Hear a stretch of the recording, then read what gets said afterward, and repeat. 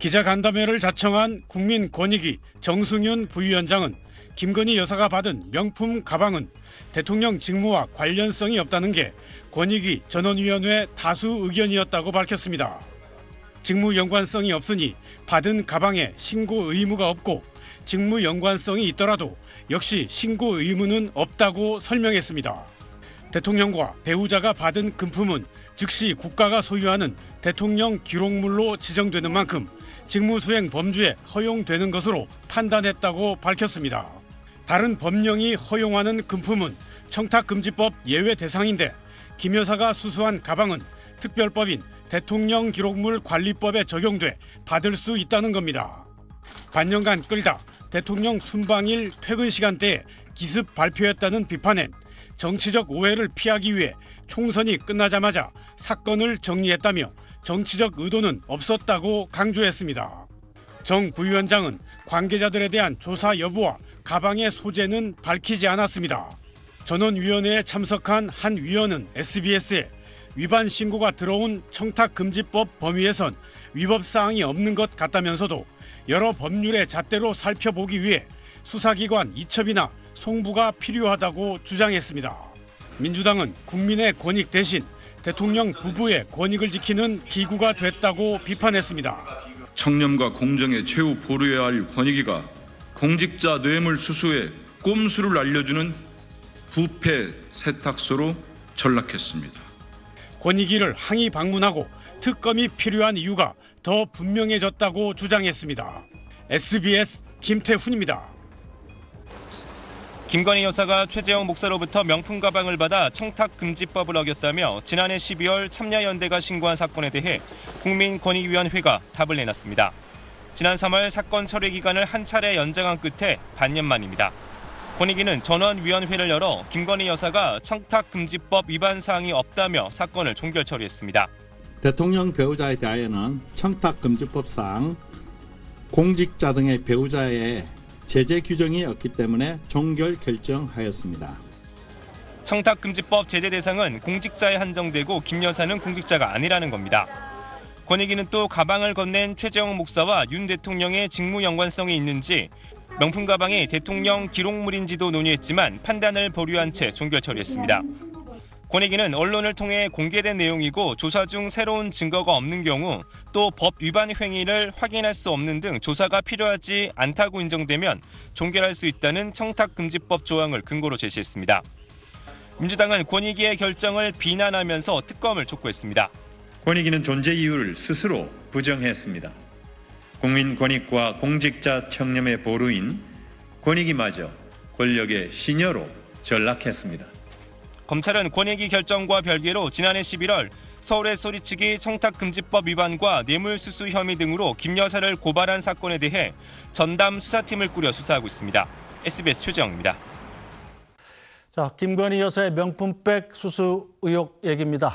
이걸 조사한 국민권익위원회가 116일 만에 결론을 내놨습니다. 대통령 배우자 제재 규정이 없어서 사건을 종결 처리한다는 건데요.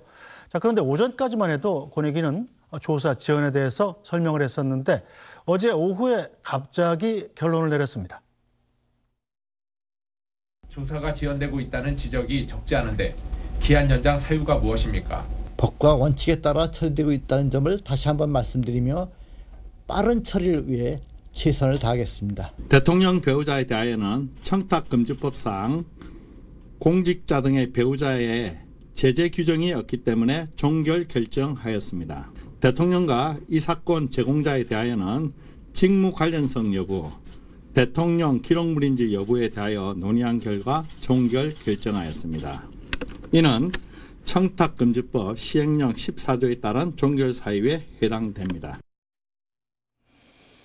네, 우선 내용을 떠나서 발표 시점이 좀 미묘하다는 해석이 나옵니다. 자, 최순원 논술위원. 예. 어제 오전에 브리핑할 때까지만 해도 왜 조사가 지연되냐 여기에 대한 해명이었는데 오후에 갑자기 이 위반 없음 이렇게 결론을 내려버렸단 말이에요. 지금 공교롭게도 김건희 여사가 지금 출국해 있는 상황입니다. 네. 대통령 해외 순방으로요. 지금 이게 이제 참여연대가 지난해 12월에 신고를 했습니다. 네. 그래서 신고해서 신고한 지부터 따지면 174일인가 그렇고요. 네. 그리고 이제 업무일 기준으로 따지면 이제 116일인가 그 정도 만에 상당히 오래 걸렸습니다. 이게 원래는 90일 안에 결정을 내려야 되고요. 네. 거기서 30일 정도, 60일 안에 하고 30일 정도 연장할 수 있습니다. 그래서 최대 90일 안에 보통 권익위가 결정을 내리거든요. 근데 이게 지금 연기되어 왔던 거라서 상당히 일반적으로 한 30일 전후에서 결정을 냅니다. 네. 그러니까 김혜경 여사 법과 관련이라든지 그전에 KBS 전 이사장 관련 카드 문제라든지 접대비 문제라든지 이런 것들은 다 30일 전후로 결론을 냈습니다. 그래서 사실 이렇게 110여일 이상 걸린 것 자체가 굉장히 좀 이례적이고 그리고 원칙대로 하겠다라고 하다가 갑자기 이제 김건희 여사가 이제 출국한 날 이게 나오니까 이런 부분들에 대한 의혹들이 나오고 있는 것 같습니다. 근데 어찌됐건 실체적 진실을 그러니까 실체적인 부분에서 판단하지 않고 법에 처벌 조항이 없기 때문에 종결한다. 이 부분에 대해서는 일단 신고자인 참여연대 입장 자체가 국민의 상식과 너무 반한다라고 강하게 반발하고 있는 상황입니다. 네, 박선미 전 측은 어떻게 들었습니까? 권익위의 발표? 일단 궤변이라고 전 들었고요. 이 정도 발표를 할 거면 그 반부패 그 총괄이시잖아요. 권익위는 이 정도 발표를 내놓을 거면 저는 문 닫아야 된다고 생각합니다. 권익위 문 닫아야죠. 간판 내려야죠. 이렇게 해서 무슨 반부패, 공직자들의 청렴 이런 것들을 강조합니까? 이 발표는요. 사실상 이제 앞으로 모든 공직자들의 배우자는 어떤 명품을 받아도 어떤 향수를 받아도 다 직무상 위배될 게 없다라고 보는 거예요. 처벌할 규정이 없기 때문에. 저는 이런 말도 안 되는 궤변을 늘어놓은 것 자체가 결국 권익위가 반부패 총괄기관으로서의 사명과 그런 책무를 강조하기보다는 대통령과 그 배우자의 눈치를 보기 바빴다. 정말 권력의 하수인으로 전락했다. 이렇게 볼 수밖에 없을 것 같습니다. 방금 앞에서도 논설위 원께서 말씀해 주셨지만 이 참여연대의 발표, 입장 이런 것만 봐도 이게 도대체 어떻게 국민 상식에 부합하는 이야기냐. 그리고 KBS 이사장 법카 논란 이런 거 있었을 때는요. 권익위 현장 조사도 나갔습니다. 근데 이번 이 사안에 대해서 현장 조사 있었나요? 없었죠. 그다음에 검찰에 하다못해 수사 의뢰라도 했어야 되는 건인데 여기에 대해서 스스로 그냥 종결해 버렸습니다. 이렇게 김건희 여사가 마침 해외 순방 때문에 출국한 때에 이렇게 기습적으로 발표하고 이렇게 끝내버리는 건 결국 김건희 여사 귀국하실 때 레드카펫 깔아준 꼴 아닙니까? 저는 권익위가 김건희 여사께 레드카펫 깔아주라고 꽃길 깔아주라고 있는 기관 아니라고 생각해서요. 전 이것에 대한 후폭풍 상당할 거라고 봅니다. 네, 자 이승환 위원장은 어떻게 보십니까? 이런 정도 판결을 내릴 거면은 권익위 자체가 필요가 없고 또 국민 눈높이에서 보면 자 그렇다면 앞으로 고위공직자 부인들은 뭘 받아도 상관없다는 거냐 이런 비판이 나올 법도 하죠. 첫 번째 이 사건에 대해서는 청탁에 해당되지 않는다라고 하는 부분에 대해서는 모든 법 전문가들이 얘기를 했던 부분입니다. 그런데 이게 영부인과 관련된 사건이다 보니까 어떻게 해석하느냐에 대한 문제가 있었고요. 앞에서 말씀 주신 바와 같이 60일 안에 처리해야 되고 30일 정도 더 추가할 수 있습니다. 그 정도 기준으로 봤을 때 지금 26일 정도가 늦게 발표가 난 건데요. 다시 얘기해서 만약에 26일 전에 최장 90일 때 이거 발표했으면은 또 최상병 특검법 안에 묻어가려고 이때 발표했다. 그리고 또 그 전에 총선 때 발표했으면은 총선 때 묻어가려고 발표했다. 이렇게 얘기 나왔을 것입니다. 권익위가 본인들이 이제 어떤 판단할 수 있는 기준 내에서 가장 가능한 날짜에 했다고 생각하고요. 그리고 이 얘기 나오니까 지금 많은 이 야권에서 얘기하는 게 그러면은 이제 대통령 부인, 공직자 부인은 다 명품백 받아도 되냐라고 이런 얘기하는데요. 이 부분 국민 정서와 맞지 않는 부분 인정합니다. 하지만 이 사건의 핵심은 최재형이라는 사람이 영부인과의 관계를 맺기 위해서 본인이 친분 관계를 형성하기 위해서 공작 취재를 한 겁니다. 그렇다면은 취재를 목적으로 하는 성직자나 언론인이라면 앞으로 공직자 부인에게, 대통령 부인에게 누구든 가방이든 카메라 달고 들어가가지고 다 그렇게 공작 취재할 수 있는 것입니까? 이건 논리의 비약이라고 봅니다. 그리고 청탁 얘기가 자꾸 나오는데요.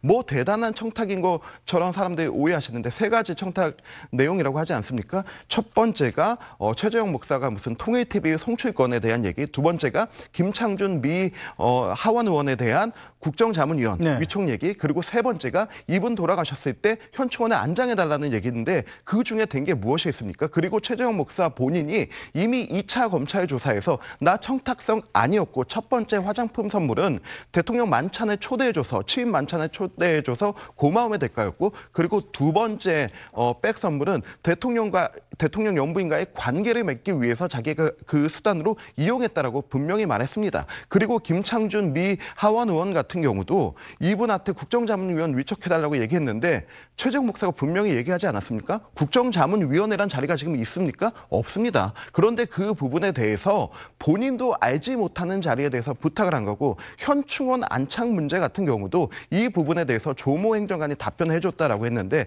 그 답변 내용 민주당도 무슨 내용인지 알지 않습니까? 네. 현충원 안장하기 위해서는 가족이 직접 신청해야 되고 지금 현충원에 모든 그 묘자리가 가득 차 있기 때문에 납골밖에 안 된다고 합니다. 인터넷 검색할 수 있는 수준의 내용을 답해준 겁니다. 네. 이런 부분에 대해서 어떤 청탁이 성립된 것이 있습니까? 다만 이 부분에 대통령 연부인이다, 대통령의 부인이다, 그리고 또 국민 감정에 맞지 않다라고 하는 부분이 있지만은 법리적으로 이거는 이런 결과가 나올 거라고 모두가 예상을 했던 부분이죠. 네.